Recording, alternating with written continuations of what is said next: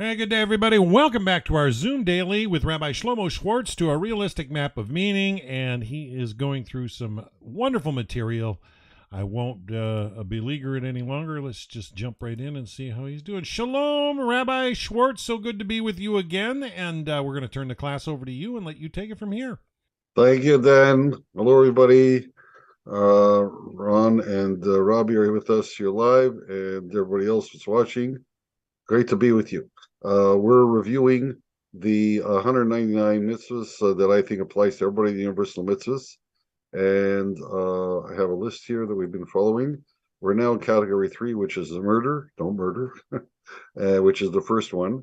But there's quite a few that fall under this. The next one is do not withhold emergency care. I was looking this up with another group I study with in the morning, and it was interesting. There's even the translations. It's hard to get a consistent translation. I looked at the New International Version. I looked at a Jewish version. I didn't agree with the Jewish version either. I don't know why they translated it that way. And then the King James Version, I think, was the closest. But this is part of a series of verses. Look at this, 3:19:16. Let me jump you down in the column here. 3:19:18, 3:19:17, 3:19:17, 3:19:17. So there's a series, and this is right in the middle of Leviticus, Vayikra, the third book. And I hope to share with you a little later this week. I think we'll get to it. I did a video on a lot of these. It runs just exactly the right amount of time. I think we'll try and like we did once before we ran some videos. The ones I did on Jordan Peterson. So I think they'll be good here. But right now, do not withhold emergency care means that do not, the actual literal words are, do not stand by the blood of your fellow, which means if he's in terrible trouble, if he's in danger, you have to help him. But on the other hand, there's rules that go with this. So you have no duty to risk your life. If his life is at risk, help him, but don't put yourself at risk. In other words, don't be stupid about it. On the other hand, you do have to spend money to do it. If you need to buy, a tool or a life saving, whatever it is, if you can spend some money and save him his life, or even his personal health, so they do that. You can charge him later. He has to owe you. He has to pay you back for what it cost. But you have this duty of caring for him, of looking after him. It's sort of like a superior charity idea. The guy's in trouble, so he's obviously in need, and here it's not money he needs, not directly, but he needs someone's help. So that's an extreme example of charity, which is coming up later. Okay, so now the next two: do not retain danger in your home and remove danger from your home is another example of a positive and negative that say exactly the same thing. This is in reference to the way it's phrased in the Torah is put a roof around your house. Actually, the verse, it's the same verse, 5:22:8. First it says remove danger from your house. In other words, put a fence around your roof, and then don't fail to do so. Don't leave something dangerous in your house. And the reason it uses a roof is because, first of all, in not ancient times, in that area of the world, they have flat roofs because there's not regular rainfall, and instead they want to collect the water. They don't want the water to run off. They want to collect it. So they have flat roofs. I remember a tour I took in Israel once, where the guy said, he pointed out, he says, you look at the homes, on the hillside or something, you see which ones are the Arab neighborhoods and which ones are the Jewish neighborhoods, because the Jewish neighborhoods came from Europe, and all the European homes had sloped roofs, which is entirely out of character with the nature of Israel. All the Arab homes had flat roofs, and that was in character with the nature of the country. So everybody had flat roofs, and they would store things on them. They use the sun. It's a flat surface, dry out things using the sun and so on. So that means you go up on the roof. And on the roof, there's no walls around you, so you can fall off and hurt yourself. So that's why you have to erect a fence. You can't have a dangerous area in your in the places that you use, um, because to prevent the danger. So it's twofold. Don't, I mean, put up a fence and don't allow anything dangerous to occur there. Now, today, there are so many, um, we do this all the time. Like, for example, all the medicine that you have in the house that has a childproof lock, that is an example of that very mitzvah. And and I wrote one book, Jewish Teachings for Christians and Other Good People, that goes through some of the mitzvahs that everybody does, and because when you do a mitzvah, when you're following God's instructions, it always helps. It's always a good part of that activity to have in mind that God told me to do this, because now you understand that you're in sync with God's will and God's world. So when you're doing something like, even if you didn't do much, let's say you're putting the cap on, making sure it's childproof, to make sure that a child doesn't get into your medicine and harm themselves. Or, if you have, like in my case now, it used to be grandchildren, now it's great grandchildren. If they come to my house, I have to make sure there's no sharp corners on the coffee tables, because they'll walk right into it and hurt themselves. Stuff like that. There's nothing laying around that they can grab and injure themselves. All those, yeah, all childproofing things. That is a mitzvah. It's a great mitzvah. So, and you should be aware of it. But there's also things for yourself, like put there's some place you've got I don't know, a marble floor in the washroom that's slippery when it's wet. You should have a rug on top of it, and keep that in mind, that you are doing a mitzvah when you're preventing someone from slipping or yourself from slipping. All these ideas, all these fall under these mitzvahs. And there's two. You're performing two mitzvahs when you do it right, when you keep it in mind. So uh, anything like that. Don't overload your fuse box. All these things is all part of a mitzvah. Okay, so now we're going on to number 5 in this list. Do not kidnap. This is an interesting one, because the actual words that are in the Torah, if you look up the verse 2:20-13, that's part of the 10 Commandments. What's called the 10 Commandments. I call them the 10 Proclamations, but it's the second one on the second tablet, or the third one. In one set in Deuteronomy, I always get them confused, but there's one in Devarim and Deuteronomy, and one in Exodus, Shmos, and they reverse the order of the second and third. One is do not commit adultery, and one is do not steal, presumably, and the other one reverses the order. But the do not steal in either case does not refer to stealing. That's later on. That's somewhere else. This one refers to a capital crime of kidnapping. It's because you're stealing the person. You're denying him their freedom. So it's like murder, because murder takes away their life. Kidnapping takes away their freedom, which is life. So that's the capital crime version of thievery, and it's punishable by death for somebody to do it, in order to deny somebody's life, freedom. And it's enough said. It's self-evident. So hostage taking and stuff like that, that's all covered by that. Do not hit. The next one is don't hit anybody. And you're not allowed to strike another fellow. There's, it's a violation of violence, transgression of violence against another person. So you have no right.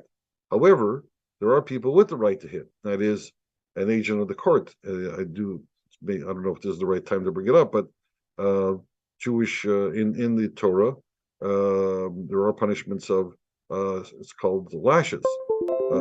Anybody who would knowingly violate a negative command with warning, with witnesses, they would be subject to a lashing. And that I was just thinking about it tonight. I think it's considered so wrong today, and I'm not sure that that's a good idea, because we have so much. First of all, so many people in prison for years and years and years. I don't think that's healthy. I think I don't know if they choose it because of the zeitgeist, because of what they've been drummed into them. But they might be a lot better off by having a lashing, and then get free and behave yourself from now on, rather than being incarcerated for years and years and years. Plus, the fear of that happening to you might be a lot better than the fear of getting caught and being incarcerated. especially the way they do it, where it takes so long to you can appeal and this and that and everything else. It's not a good justice system. I don't think that it's the greatest example. You can argue with me. I don't know. I'm fighting the big crowd here, but at any rate, certainly on a personal level, you're not allowed to hit anybody. You're not allowed to injure them in any way. And then there's another one right afterwards. Do not hit your parents. It's interesting. If you hit your parents, you're certainly violating the first one. Do not hit. So why do you need an extra one? So one answer is because the punishment is greater. If you hit your parents, it's a capital crime. If you would have the chutzpah, the nerve to strike your parents who took after you, so the Torah considers that a much more heinous crime, and the punishment is much larger. Again, with warning and witnesses, and if you do this, this is what's going to happen to you, and so on. There's on the other hand, there's another way of looking at that, is that if you are a violent person, why did the Torah have to? One answer is that the Torah had to tell you this extra rule to tell us about the extra punishment. But the Torah is not really interested in giving punishments. May be interested in warning you, and make sure you don't do that. But it's another way of looking at it is that if you are such a person that that is violent, that is, let's say, hot-headed, and prone to striking people, at least not your parents, because at least draw a line for yourself that you don't do this. You might strike someone else, but your parents, you would never treat them that way.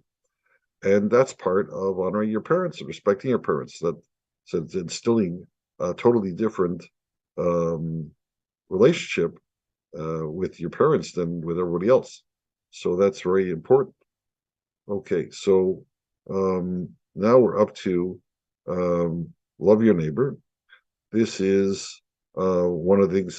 By the way, I say again, I explained this somewhere else, but in the brackets you'll see JTC and 3.1. That JTC stands for Jewish Teachings for Christians and Other Good People, and this is one of the mitzvahs I discuss in that book, as the other two up there, the JTC 2.5.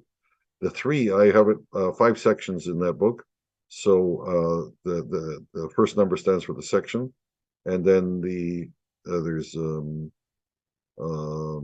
sections. There's 6 sections and 5 instructions in each section. So there's a total of 30 mitzvahs discussed in that book. So the last number is the number in that section. So love your neighbor is interesting. And maybe I will.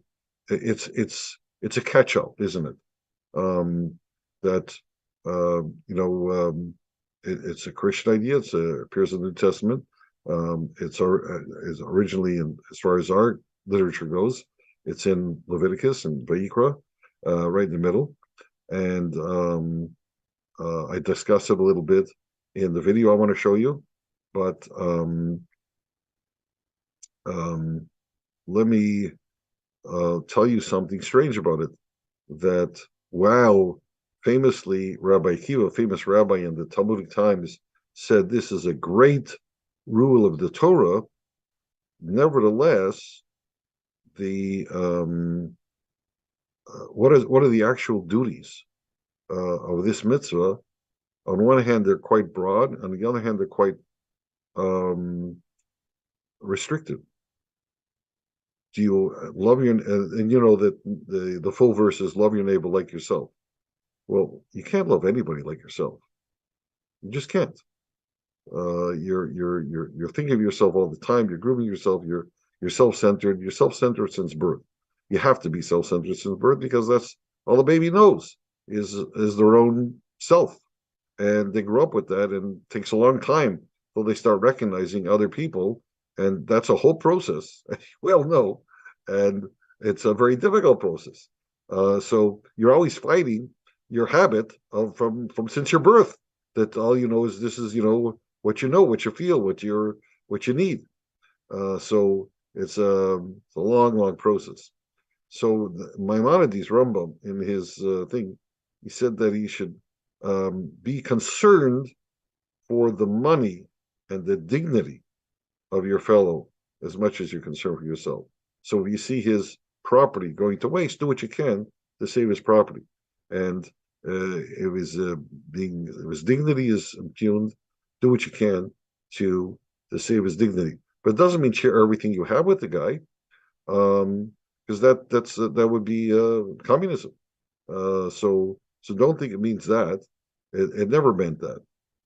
It never meant to give things away. You have to build up your own assets. When we get to charity, we'll discuss how much of those assets you should be parting with to help someone else. So it's, on one hand, it's an all-encompassing idea, but when it actually comes to practice it, there are restrictions, and weirdly enough, the great authorities of early times did not spend a lot of time detailing it. The first person, I think, that spends a lot of time detailing it, discussing it, not in such an organized fashion, I found, is Schwartz, who lived died in the early 1900s. It was he's the one that wrote Who Loves Life, Schwartz, slander. He introduced slander. He was a great sage and lived to a very ripe old age, but it's just not a well documented list of things to do. The next one, Love a Stranger, is a subset, but it's an extra level of care. And the way the rabbis explain the difference is that whereas the phrase "love your neighbor" is phrased as "v'ahavta," which is you shall love, "lireyacha," to your fellow, kamocha, like yourself. When it comes to a stranger, it says "v'ahavtem," you shall love, es hager. Now, the word "es" does not have a translation, but it just indicates the next word is the object of the verb. And so you shall love a stranger. Now, that phrase is much more exactly the same as when we talk about God. There is a mitzvah to love God, but it's worded not via hafta li Hashem, like it is love your neighbor. It's v'hafta es Hashem, like the stranger.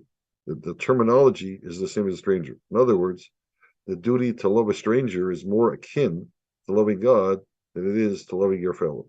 So because he's in a strange environment, he feels very weak and out of sorts and bewildered, and needs a much higher degree of kindness and concern and awareness of his plight than a normal guy who's a citizen. He belongs there. He knows what's going on, so he's got his moorings. And this guy, the stranger, does not. And so, by a stranger, who do we mean by a stranger? We don't necessarily. Gentile. What's that? A Gentile. You would think a Gentile, right? And it does literally use the word for a convert. Question is, actually, it's ger. The word is ger, but haftam es a ger. And that word is used in two ways. There's a ger tzedek, a stranger who's righteous. That's someone who has become Jewish. He's converted to Judaism. And then there's ger toshav, who's a stranger, a resident stranger. In other words, he's come to live with you, but he hasn't converted. He's a resident. So like we have, my condo building, we have owners and residents. So we have guys that own the property, and we have guys that rented the property. They're living here. They have a right to be here, but they're not owners. There's a difference. So the same thing. Someone who converts to the religion, he became a full Jew. So you have to treat him as good as anybody else. He's entitled to all the rights. A fellow who just living here is not entitled to the same rights. He's not a full citizen, if you like. He's a full resident. He's entitled to a lot of rights as long as he's behaving himself. He's playing by the rules, but not an owner. So who are we talking about here? Well, seems to be that we're talking about the one who converted because he's most estranged. So the resident, he can leave what he wants. He go back to where he came from, and they doesn't, he hasn't cut off his ties. So in terms of really caring for someone that's estranged from everything, is the guy that's converted because he's cut off all his past. So he needs a lot of extra consideration to regain and more to feel that he's at home again. But still, anybody the mitzvah applies to anybody who's a stranger. So let's say you're in a place where there are members, and someone comes in who's not a member. So you have a duty. It's a mitzvah to say hello, make them feel at home, welcome in, show them where the washroom is, show them, the rule set or whatever it is, show them where they can sit or where they can stand or where they can find a book or whatever it is that you do there to make them feel comfortable. That's a great mitzvah. And especially because they're a stranger, they don't know the rules, and you're extending your courtesies to them very much. So you have a custom, for example, somebody new moves into the neighborhood, people come over with a cake or something. That's a mitzvah. That's a great mitzvah. Make them feel at home. You can feel wanted, desired, friendly with people. That is a great mitzvah. So have that in mind when you do that and do more of it. In a way, and I was thinking about it, there's some people that have a habit. This is a wonderful habit. This is considered part of love your neighbor. The first one is that how you can express you love your neighbor. One of the ideas is to visit the sick because they're in need. They need something, and they're like a stranger, so it's even higher level. And because they're in a strange place, it's not their own place, and they're so if you go visit the hospital, you're going and this is tremendous mitzvah, and bring them something and ask them if they need something. Tremendous mitzvah. Another example of loving your neighbor is attending a wedding because they're celebrating, and if everybody else is celebrating with them, it makes them feel better. So yeah, even giving wedding gifts is considered an enactment of this example of loving your neighbor, helping them set up a new house, a new homestead in your community, presumably a good one, a God-fearing one, a law-abiding one. So and that's how it becomes God-fearing and law-abiding by showing them that the community around them cares about them and wants to help them. So then they become part of the community. So that's the nature of those mitzvahs. Okay. Let me ask at this time. The next ones I want to on the 17th, I want to show you the video, and I think we'll do that tomorrow night. We can do that, right, Dad? Yeah. We, right. Okay. So if we're going down here, so we skip these. Let's see if there's something else. Okay. Give a lift. This is another one I discussed in the other book. And this is described as this is again, there you see two, give a lift, don't pass an opportunity to help. So positive and negative. And it's talking in a case where you have in those cases, in those years, age, people transported things with animals, and they would load up the animal. And not everybody was a great, what's it, a mule driver or something. So they really load it up, and then things would fall off, or the animal couldn't carry it and would stumble and fall. So now you've got he's got the job of unloading the animal because it's got too much on it, can't move, and then loading the animal. So that's actually three mitzvahs. There's two in Deuteronomy in 5:22:4, the positive and negative, and then there's another one in Exodus 2, relieve everyone. And that's so one case is talking about where you're helping them load up the animal, and the other one's talking about unloading the animal. And you can have both ways. I need help to load up the animal, I need help unloading the animal. So they have a discussion. What if you have both cases in front of you? Who do you help first? So the answer is you help the guy unload the animal because the animal's suffering. So you're helping two entities.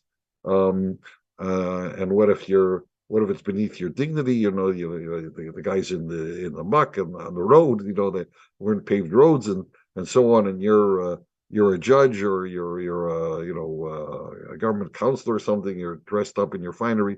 You have to know you don't have to get all dirty like that. So there's certain rules on how you if you're an elderly person, that's not your job to do this. So today, I think a lot of details you'd have to go into that are of interest and how to do this. But today we have these opportunities. For example, used to be more. Let's say you're driving along and somebody's got a flat tire, or they got their hood up on the highway. So it used to be you'd stop and what can I help you?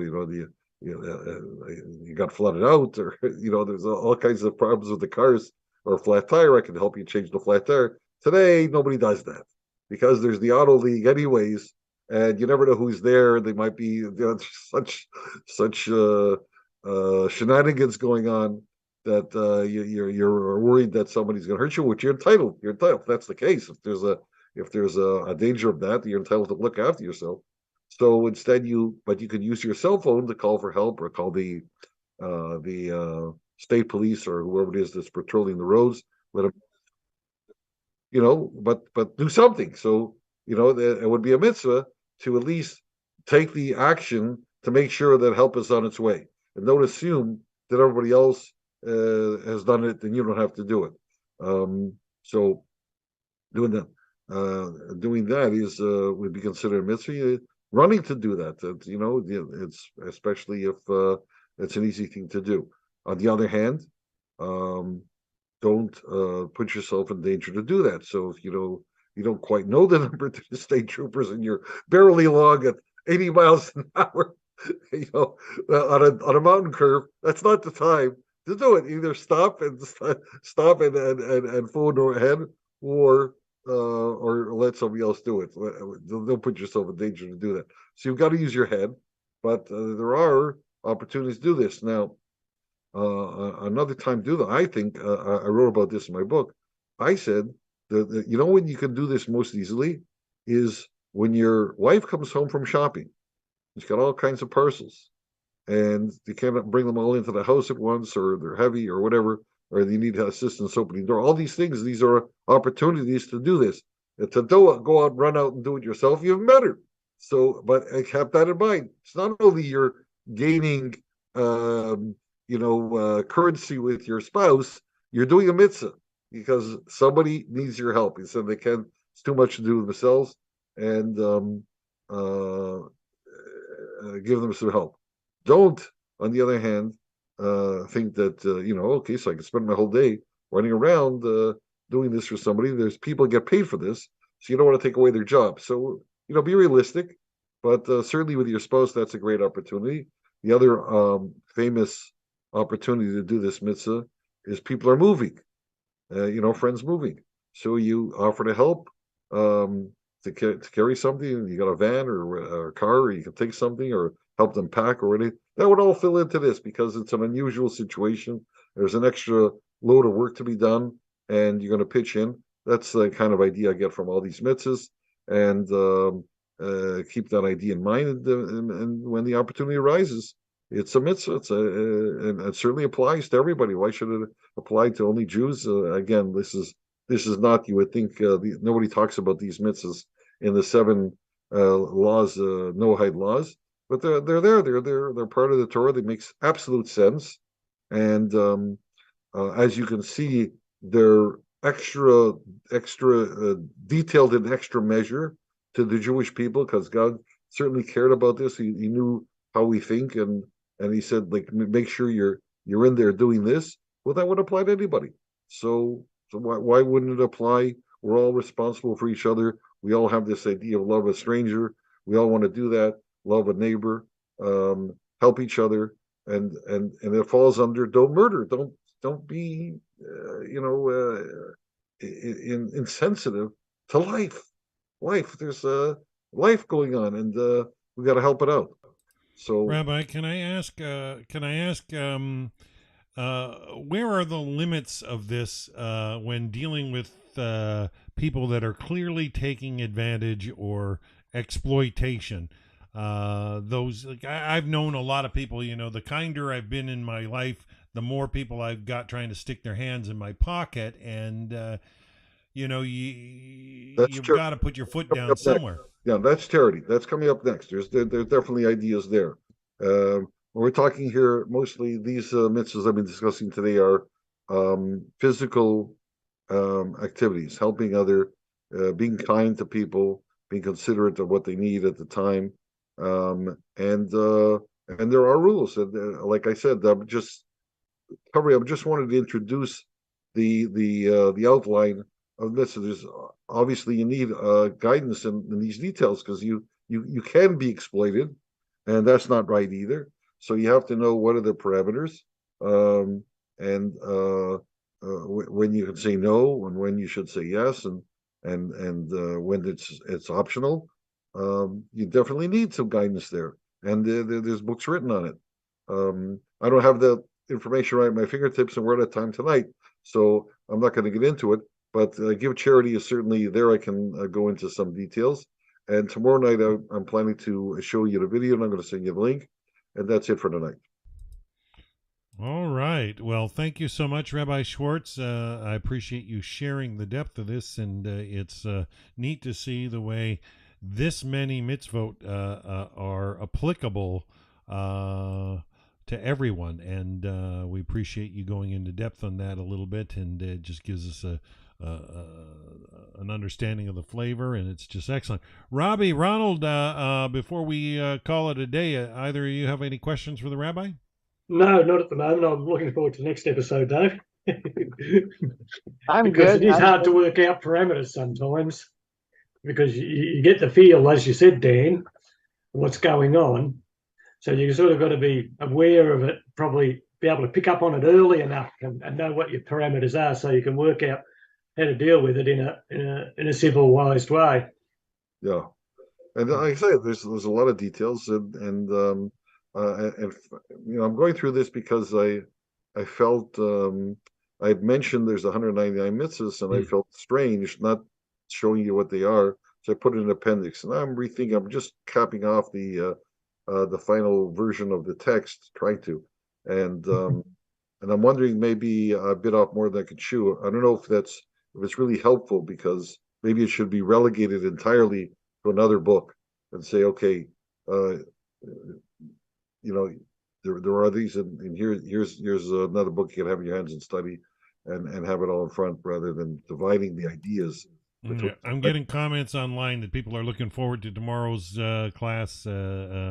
Guri saying that he thinks the charity piece is most confusing for most, especially in these times. So we look forward to that. So for those of you that are tuning in, we will be back tomorrow, 9 p.m. Eastern, 6 p.m. Pacific.